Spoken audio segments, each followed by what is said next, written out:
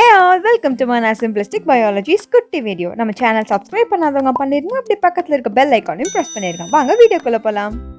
Rules of replication. So replication நடக்கணும் அப்படின்னா சில ரூல்ஸ் அதை மெயின்டைன் பண்ணும். First one, DNA is semi conservative. அதாவது ரெப்ளிகேஷன் நடக்கும்போது ஒரு பேரண்டல் டிஎன்ஏ, அதாவது டெம்ப்ளேட் ஸ்ட்ராண்ட் அப்படியே கன்சர்வ் ஆகிட்டு வரும்.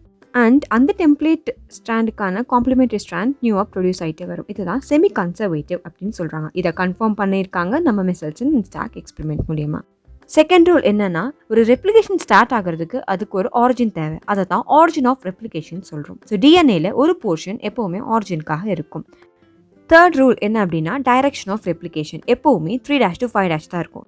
அதாவது it is a forward replication.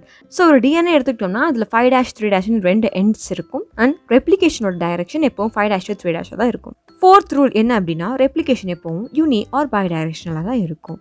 இது எதை பேஸ் பண்ணியிருக்குன்னா, எங்கள் ஆரிஜின் ஸ்டார்ட் ஆகுறத பொறுத்து தான் இருக்குது. இப்போது யூனி டைரக்ஷனில் எடுத்துக்கிட்டோம் அப்படின்னா ஒரு எண்ட் ஆரிஜினாக இருக்கும், இன்னொரு எண்டில் ரெப்ளிகேஷன் ஃபோர்க் இருக்கும். அதே பை டைரக்ஷனலாக இருந்துச்சுன்னா ரெண்டு கார்னர்ஸ்லையும் ரெப்ளிகேஷன் ஃபோர்க் இருக்கும் and origin will be in the centre.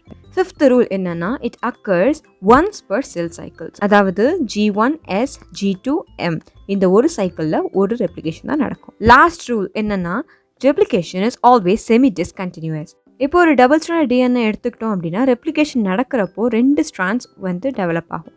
ஒன்று லீடிங் ஸ்ட்ராண்ட், இன்னொன்று லேகிங் ஸ்ட்ராண்ட்.